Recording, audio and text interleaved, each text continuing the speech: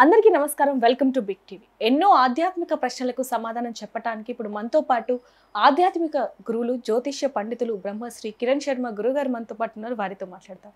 నమస్కారం గురుగారు. అఖండ లక్ష్మీ ప్రాప్తిరస్తు. గురుగారు, 2 రోజుల్లో వినాయక చవితి. వినాయక చవితి అంటేనే ఇంటిల్లి పాది కూడా ప్రతి ఒక్కరూ వినాయకుని పెట్టుకొని పూజిస్తూ ఉంటారు. అయితే అసలు వినాయక చవితి రోజు ఏ సమయానికి ఇంట్లో పెట్టుకోవాలి అంటే ఏం సమాధానం చెప్తారండి? ఒకటి ఏంటంటే వినాయక చవితి పండుగ శశాస్త్రీయమైనది, ఒకటే రోజు పండుగ, నవరాత్రులు కాదు. ఎప్పుడు చాలామంది తెలియని విషయం ఏంటంటే నవరాత్రి ఉత్సవాలు అనుకుంటారు. నవరాత్రి ఉత్సవాలు కాదు, కేవలం ఏకరాత్రి ఉత్సవం అది. సో ఏ సమయంలో చేసుకోవాలంటే సూర్యోదయానికి ముందే. పూజలు అనేవి ఎప్పుడైనా సరే సూర్యుని మనం మేల్కోలు తప్ప సూర్యుడు మనల్ని మేల్కోలు అంటే మనల్ని మేల్కోలు పాడొద్దు ఆయన. మనం ఆయనకి మేల్కొలుపు చేయాలి. అంటే సూర్యుడు రాకముందే మనం లేచి పొద్దున్న సమయంలో చేసుకోవడం. అయితే కొంతమంది అంటే బుధవారం కదా మనకి దుర్ముహూర్త వర్జాలు చూసుకోండి అంటే ఇంట్లో ఆడవాళ్ళు ఉంటారు కదా, వాళ్ళు స్నానాలు చేయాలి, హడావుడి ఉంటుంది. సో ఇవన్నిటిని మనం చేసుకోవాలంటే 8 నుంచి 10 మధ్యలో కనీసం ఆ సమయంలో మనం వినాయకుడి ఇంట్లో పూజ చేసుకుంటే 8 to 10 వరకు మనం పూజ చేసుకోగలిగితే చాలా అద్భుతమైనటువంటి ప్రయోజనం ఉంటుంది అన్న విషయాన్ని గుర్తుపెట్టుకోండి. అంటే సో ఉదయం సమయంలో 8 to 10 మీకు చాలా మంచిది. ఇక మండపాలలో వచ్చేటువంటి పూజ అనేది చాలామంది సూర్యాస్తమయం తర్వాత మొదలు పెడతారు. 5ంటికి ప్రారంభం చేసుకుంటే చాలా మంచిది. అది ప్రదోషకాలం అంటారు దాన్ని. 5-5:30కి స్టార్ట్ చేసుకోవచ్చు. కానీ గురుగారు, చాలా మంది కూడా మిట్ట మధ్యాహ్నం కూర్చోపెడుతూ ఉంటారు వినాయకుడిని, లేదా రాత్రి సమయంలో మండపాల్లో కూడా రాత్రి 8, 9, 10 గంటల మధ్యలో కొంతమంది నిలబెడుతూ ఉంటారు. ఆ సమయంలో నిలబెడితే ఏమన్నా దోషాలు కానీ ఏమన్నా వచ్చే అనర్థాలు ఏమన్నా వచ్చే? అలా ఏం లేదమ్మా. ఇక్కడ కూడా అలా మీరు అంటే ఈ 8-10 మధ్యలో పెట్టుకోవడం వల్ల దోషం. కానీ మీరు అన్నట్టు ఇళ్లలోగా మాత్రం మధ్యాహ్నం పెట్టుకునేటువంటి వినాయకుడికి దోషమే ఉంటుంది. అది ప్రదోషకాలం కాదు, ఇటు ప్రాతకాలం కాదు, అది అపరాహ్నం అంటారు దాన్ని. అపరాహ్న సమయంలో దేవుడిని పెట్టుకొని మీరు పూజ చేసుకోవద్దు. ఎట్టి పరిస్థితి పనికిరాదు. ఇంట్లో సాయంత్రం పూజ అసలు పనికిరాదు. సాయంత్రం పూజ వేరు, అంటే ఉదయం పూజ చేసుకుని సాయంత్రం చేయడం వేరు, అది రెండోసారి పూజ. కానీ తొలి పూజనే సాయంత్రం చేస్తాను అంటే సాయంత్రం వరకు ఉపవాసం ఉండవుగా. కాబట్టి సాయంత్రం అనేది పూజ పనికిరాదు. ఇళ్లలో ఉదయం మాత్రమే పూజ పనికి వస్తుంది. మంటపంలోకి వచ్చేసరికి అసలు మంటప పూజలు ఎక్కడివి? బయట వీధిలో పూజలు ఏం లేవు. గణపతికి ఎక్కడ శాస్త్రాలు చెప్పబడలా. అది లోకమాన్య బాలగంగాధర తిలక్ గారు అనుసరించినటువంటి ఒక పద్ధతి. స్వాతంత్ర్య సమరంలో అందరూ సమావేశాలు కావడానికి 9 రోజులు పూజ పెట్టుకోండి ఆయన. దాన్ని వీధిలో మనం పెట్టుకుంటాం, మాకు వీధిలో పూజ ఉంటుందని చెప్పేసి ఆయన అలా పెట్టి, అది మనకి ధర్మశాస్త్రంలో లేకపోయినా అంటే పద్ధతి ప్రకారం ఉంది కాబట్టి, పద్ధతి ప్రకారం ఉంది, సంప్రదాయంగా ఉందిగా. అంటే సంప్రదాయంలో కూడా ఉంది. అంటే అందరూ మంచి పని చేస్తారు, భజన చేస్తున్నారు, ప్రసాదాలు పంచుతారు, అందరూ దేవుడిని స్తుతిస్తున్నారు, వైబ్రేషన్స్ బాగా ఉన్నాయి. సో ఈ రకమైనటువంటి కల్చర్ని మెయింటైన్ చేస్తున్నప్పుడు తప్పకుండా మనం అనుకూలంగా దాన్ని మలుచుకున్నాం కాబట్టి అది చేయవచ్చు. దానికి రాత్రి 7, 8, 9, 10 అనేది దాని దోషం ఏం కాదు, తప్పకుండా పెట్టుకోవచ్చు. కానీ మరి అర్ధరాత్రి అనేది కరెక్ట్గా ఆయన పడుకునే సమయంలో పౌళింపు సేవలు ఆయన్ని సుప్రభాత సేవ చేస్తే తప్పు. కానీ మీరు సాయంత్రం 9, 10 వరకు మీరు పెట్టుకోవడం మంచిది, దానికి ఎటువంటి ఇబ్బంది లేదు. గురుగారు, వినాయక చవితి అంటేనే పాలవెల్లి. ప్రతి ఒక్కరు కూడా పాలవెల్లి కడుతూ ఉంటారు. కొంతమంది కట్టని వాళ్ళు కూడా ఉంటారు, అలా కట్టచ్చు అంటారు. పాలవెల్లి ఎందుకు కడతామంటే అందంగా అలంకరించడానికి, అంతే తప్ప ఆ పాలవెల్లికి ఆయనకి ఎటువంటి పూజకి సంబంధం లేదు. ఆయనకి అందంగా అలంకరించింది. రెండవది, పాలవెల్లి ఎందుకు కడతారంటే ఒక పందిరి కింద ఆయన గజముఖం కదా, ఏడుగు ముఖం కదా, ఆ తొండానికి అనుకూలంగా పళ్ళు అందాలనే భావనతో 2 పళ్ళని 4 మన కంకులు ఉంటాయి, మనకి జొన్న కంకులు, అలాగే మొక్కజొన్న కంకులు, సజ్జ కంకులు, పళ్ళు, సీతాఫలాలు, ఆకులు అన్నీ కూడా కడతారు దానికి. అంటే ఏనుగు కాబట్టి తొందరగా అంది తీసుకోవడానికి. అంటే ఒక పద్ధతి చూడండి, ఎంత చిన్నపిల్లవాడికి అమ్మ పెట్టేటువంటి పద్ధతి అది. అలా ఈజీగా అందడానికి కోసం పాలవెల్లి కట్టితే పాలవెల్లికి అన్ని వేలాడదీయడం అనేది కేవలం భగవంతుడికి తొందరగా నైవేద్యం స్వీకరించడానికి అనే భావం తప్ప పాలవెల్లికి శాస్త్రం ఎటువంటి సంబంధమే లేదు. పాలవెల్లి అందంగా అలంకరించుకోవచ్చు, పాలవెల్లి లేకుండా పూజ చేసుకోవచ్చు, దానికి ఎటువంటి ఇబ్బంది లేదు. మరి మండపాల్లో పాలవెల్లి పెట్టట్లేగా, మండపాల్లో కేవలం పందిరేగా. కాబట్టి పాలవెల్లికి దానికి సంబంధం లేదు. పాలవెల్లి ఆచార సంప్రదాయం కాబట్టి దాన్ని అనుసరించవచ్చు, చేసుకోవచ్చు, దానికి ఇబ్బంది. అయితే గురుగారు, ఇంట్లో వినాయకుని పెట్టుకునే వాళ్ళు 1 రోజు లేదా 3 రోజులు 5 రోజులు పెట్టుకుంటూ ఉంటారు. అయితే అసలు 1 రోజు 3 రోజులు 5 రోజులు పెట్టుకోవచ్చు అంటారా ఇంట్లో?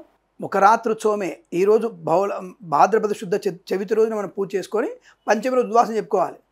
కొంతమందికి 2వ రోజు మంగళవారం వచ్చింది, 2వ రోజు శుక్రవారం వచ్చిందనే భావన కొంతమందికి ఉంటే వాళ్ళు 3వ రోజు తీసుకునేవాళ్ళు తప్ప, ఎట్టి పరిస్థితుల్లో ఆ రోజు పూజ చేసి ఆ రోజు సాయంత్రం మళ్ళీ పూజ చేసి స్వామివారి కథ చెప్పుకొని, అంటే వినాయక ఉత్పత్తి కథను చెప్పుకొని ఆ మర్నాడు ఉద్వాసన చెప్పుకునేటువంటి కార్యక్రమం తప్ప ఇది 9 రోజులు 3 రోజులు అలాంటిది ఏం లేదు. ఉంచడం వల్ల తప్పులేదు, అసలు శాస్త్రంలో ఉంచమని చెప్పలేదు. అది విషయం, ఉంచడం తప్పులేదు, శాస్త్రంలో ఉంచమని చెప్పలేదు. కాబట్టి భక్తులు వారి విశ్వాసానికి వదిలేస్తాం కాబట్టి చెప్తున్నాం కదా, ఏకరాత్రి ఉత్సవమే, ఒక రాత్రి మాత్రం ఉత్సవం, అది మర్నాడు ఉద్వాసనే, అది క్లారిటీ ధర్మశాస్త్రం చెప్పబడింది. మిగతా రోజు ఉంచుకుంటామంటే అది మీ సంప్రదాయం, మీ ఆచారం, మీ యొక్క ఇష్టము, మీ స్వామివారి అనుగ్రహంతో ఉంచుకోవచ్చు, దానికి ఎటువంటి ఇబ్బంది లేదు. అయితే గురుగారు ఇంట్లో వినాయకుడు ఉంటే మంచిదే 3 రోజులు 5 రోజులు అనుకుంటూ ఉంటారు. ఒక పాజిటివ్ ఎనర్జీ. పాజిటివ్ ఎనర్జీ ఒక బాగుంటుంది అనేది అనుకుంటూ ఉంటారు. కానీ ఆ సమయంలో పీరియడ్స్ కనుక వస్తే ఏమైనా దోషాలు ఏమైనా వస్తూ ఉంటాయంటారా? ఎలాంటి జాగ్రత్తలు తీసుకోవాలంటే? ఒకటి గుర్తుపెట్టుకోండి, ఇంట్లో ఏ పూజలైనా సరే, ఏ పూజలు జరుగుతున్నా సరే, ఏ వ్రతాలు జరుగుతున్నారే, ఆడపిల్లకి నెలసరి వచ్చినప్పుడు తప్పకుండా వారి ప్రత్యేక గదిలో ఉండాల్సిందే. అంటే పూజ ఆపాల్సిన అవసరం లేదు, పూజ ఆపాల్సిన అవసరం లేదు.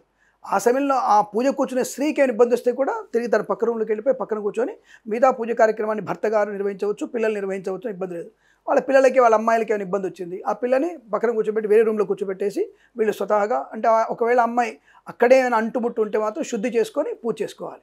అక్కడ అంటుకోలేదు, తప్పకుండా దూరంగానే ఉంది అనుకున్నప్పుడు అమ్మాయిని దూరంగా కూర్చోబెట్టి వీళ్ళు పూజ పూర్తి చేసుకోవాలి తప్ప పూజ ఆపాల్సిన అవసరం లేదు. ఇంట్లో నవరాత్రులు కానీ 3 రోజులు కానీ 1 రోజు కానీ పూజ చేసుకోవచ్చు, కానీ అమ్మాయి ఆ దేవుడి గది వద్దకు రాకుండా ఉండాలి.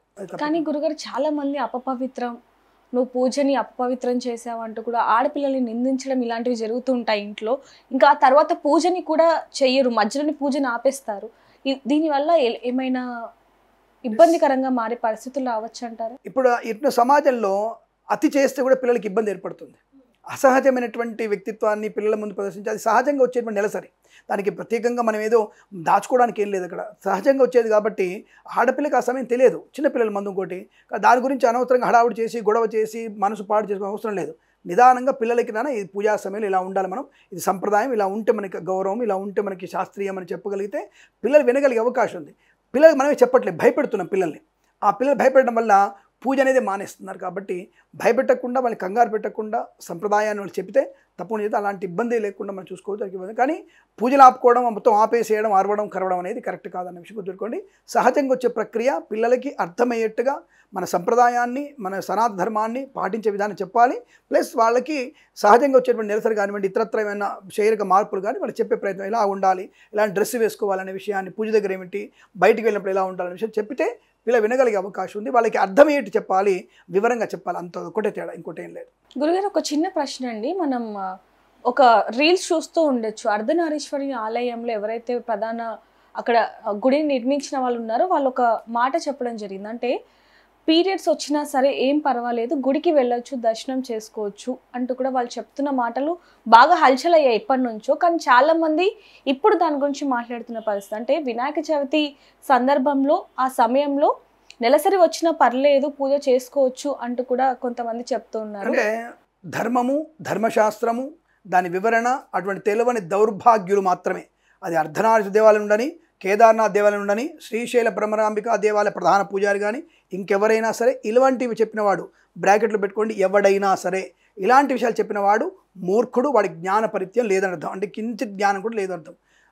ఆడపిల్లకి నెలసరి వచ్చినప్పుడు కూర్చోడానికి ఇబ్బంది పడుతుంది, ఆ వస్త్రధారణ అవన్నీ కూడా ఇబ్బంది పడుతుంది. ఇంగిత జ్ఞానం లేదా మీకు, కనీసం ఇంగిత జ్ఞానం లేదా? అటువంటి ఇంగిత జ్ఞానం లేకుండా పిల్లలు వచ్చినా మీరు పూజల్లో కూర్చొని చెప్పేటువంటి వ్యక్తులు వాడు బ్రాహ్మణుడు కాడు, శాస్త్రం చదువుకున్నాడు అంతకన్నా కాదు. ఎట్టి పరిస్థితుల్లో అటువంటి 4 రోజులు పూజ, 4 రోజులు 4 రాత్రులు ఆడపిల్ల నెలసరి వచ్చినప్పుడు పూజలకి పనికిరాదు, అర్హురాలు కాదు. ఆవిడ రెస్ట్ తీసుకోవాల్సిందే, దూరంగా వేరే గదిలో ఉండాల్సిందే. దానికి ఉపమానాలు, ఇంకేమైనా సలహాలు, సూచనలు, ఇంకేమైనా ఎక్స్క్యూజెస్ ఉంటాయా? అటువంటివి లేవు. అది నిర్ద్వంద్వంగా అమ్మాయి సుఖంగా రెస్ట్ తీసుకోవాల్సిందే. తన లోపల గదిలో హాయిగా ఉండవచ్చు, తన టీవీ చూసుకోవచ్చు, చదువుకోవచ్చు, ఇంకేదైనా బాగా చదువుకోవచ్చు, భగవన్నాస్మరణ చేసుకోవచ్చు. బయటికి చదవకూడదు కానీ మనస్మరణ చేసుకోవచ్చు, దానికి ఎటువంటి ఇబ్బంది లేదు. కానీ పూజలు కూర్చోడానికి ఇబ్బంది, ఏదో మీకు అయ్యప్ప స్వామి తీసుకుపోయి శానిటరీ నాప్కిన్ ఇసిరేసాం, మేము ఇక్కడే ఇట్లా కూర్చుంటాం అనేది మాత్రం అది కుదరదు. తోడకలు తీసేటువంటి స్థితి బాగా ఉంది. జాగ్రత్త, ఒళ్ళు దగ్గర పెట్టుకొని నోరు దగ్గర పెట్టుకుంటే మంచిది. ఆ నెలసరి ఉన్నప్పుడు ఆడపిల్లలు జాగ్రత్తగా ఉండాలి. పూజలు ఎవరైనా సరే నోరు దగ్గర పెట్టుకుని మాట్లాడండి, విషయ పరిజ్ఞానం ఉంటేనే మాట్లాడండి, లేదా మాట్లాడకూడదు. జాగ్రత్త, నెలసరి ఉన్నప్పుడు పూజలకి వాళ్ళు అర్హులు కారు, పనికి రారు. That's all. గురూజీ, ఇంట్లో వినాయకుని పెట్టుకున్న తర్వాత అంటే చాలా మంది ఇంట్లోనే నిమజ్జనం చేద్దాం అనుకుంటారు, మరి కొంతమంది మండపంలో ఉన్న వినాయకుని దగ్గర పెట్టుకుందాం అనుకుంటారు. ఈ రెండిట్లో ఏది మంచిది అంటారు? ఇది మంచి ప్రశ్న. ఎందుకంటే మేము కూడా మండపాల దగ్గర పూజ చేస్తున్నప్పుడు వినాయకులు చాలా తీసుకొస్తుంటారు, తొక్కుతుంటారు. పూలదండ వేయడానికి, పెద్ద వినాయకుడు వేయడానికి తగులుతుంటాయి, కాళ్ళ దగ్గర పెడతారు, కింద పడి భిన్నం అయిపోతుంది. దీనంతటికన్నా హాయిగా మన ఇంట్లో శుభ్రంగా ఒక బకెట్లో పెట్టుకొని, మా ఇంట్లో మా అమ్మాయితో పాటు ప్రతి వినాయక చవితికి మా అమ్మాయి తల మీద పెట్టి మా ఇంటి చుట్టూ తిరిగి శుభ్రంగా మా ఇంట్లోనే బకెట్ నీళ్ళలో శుభ్రంగా గణేషుని ముంచేసి ఆ నిమజ్జనం చేసి ఆ మర్నాడు అవన్నీ కూడా కరిగిపోయిన తర్వాత ఆ నీళ్ళన్నీ కూడా మొక్కలో పోసేవాళ్ళం మేము. అంటే మా వినాయకుడు మాతో పాటు మా ఇంట్లో ఉంటాడు ఎప్పుడు కూడా. కాబట్టి ఆయన ప్రాణప్రతిష్ఠలో ఆయన తల్లిగారి దగ్గరికి వెళ్ళిపోతాడు. అంటే విగ్రహమేగా ఉంది, ఆ విగ్రహం మట్టి అంతా కూడా మా ఇంట్లోనే ఉంటుందిగా, బంక మట్టి కానీ పుట్టమట్టి కానీ మా ఇంట్లోనే మొక్కలలో ఉంటుంది కదా. కాబట్టి మన ఇంట్లో నిమజ్జనం చేసుకోవడం శ్రేయస్కరం. కాబట్టి మట్టి వినాయకుడిని పూజించండి, మన ఇంట్లో నిమజ్జనం చేయండి. మండపంలో దేవుడి దగ్గర పెట్టినప్పుడు కాలు తగిలి కింద పడి భిన్నం అవుతున్నాయి, అది దోషం ఏర్పడుతుంది. కాబట్టి మీ ఇంట్లోనే అపార్ట్మెంట్లో ఉన్నా సరే మీ ఇంట్లో బకెట్లు నీళ్ళలో ముంచి పెట్టండి. 2-3 రోజుల తర్వాత మీరు మామూలుగానే మొక్కల్లో పోసేయండి, ఇబ్బంది లేదు. శుభమస్తు. గురుగారు, చివరిగా వినాయక చవితి రోజు చిన్న చిన్న పొరపాట్లు చేస్తూ ఉంటారు, వాటి వల్ల జీవితకాలం కూడా ఇబ్బంది పడుతున్న కొంతమంది సందర్భాలు కూడా, సమస్యలు కూడా చెప్పుకుంటూ ఉంటారు మీకు.